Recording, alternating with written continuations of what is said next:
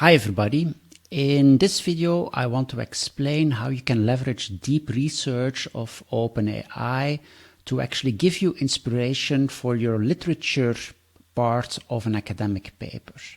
And I will share a bit the experiences that I learned by trying out a bit this deep research tool. So this is kind of the research agent of an OpenAI that is available if you have at least the Plus subscription. So then you can do like 10 deep research prompts every month. And so I played a bit with it and I will try to share my experiences.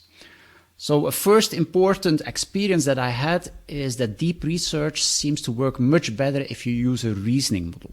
So I used here ChatGPT 03 Mini, and it is one of the reasoning models. So when you use deep research, I would encourage you to use one of the reasoning models.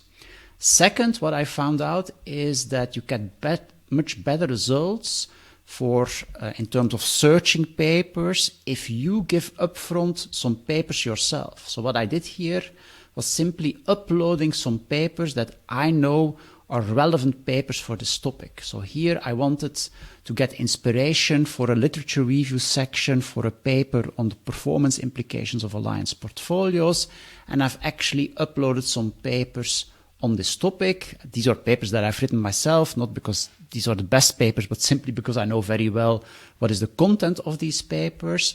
And what I noticed was that by providing some papers, it is much better in kind of writing an adequate section. Otherwise, it tends to get stuck a bit on websites, which of course is not what you want if you want to do deep academic research. So here, uploading papers yourself really seem to push forward the quality. And so this is then the prompt that I've written. And so I'm saying, look, I'm an academic scholar. I want to write a literature review on the performance implications of alliance portfolios. Please help me to write a literature review section that I can use in a paper. You should rely on the attached papers as the core source for this literature review. Please provide output as a traditional literature review section with different subheadings. No? And then, as always, if you use deep research, it will ask some follow-up questions.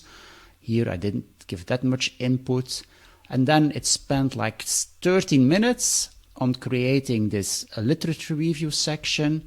And here you can see the section, and actually I was really positively surprised about the quality. So indeed it heavily relies on the papers that I provided, which means it's not hallucinating from the web or something like that. It's really relying on these papers. So here it discusses one of the papers that I provided. Then it goes to another paper that I provided. And then it goes to innovation performance outcomes. And here it also starts using other sources that were actually very relevant. And I think it mainly picked these resources from the papers that I have provided. So in that way, again, it stays very close to the knowledge source that you provide. And in that way, you get quite an extensive, detailed description of different dimensions of performance implications, in this case, with relevant references and actually relevant content. Now, is this the perfect literature review? Can you copy paste that and use it in an academic paper? No, and I also don't think that's ethical.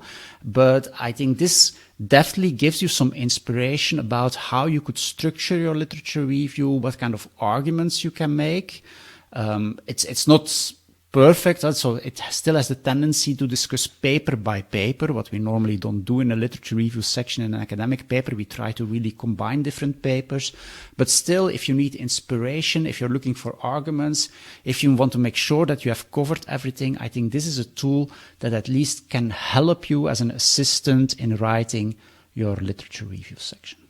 So that's what I wanted to share today. I hope this is insightful, and thanks for your attention.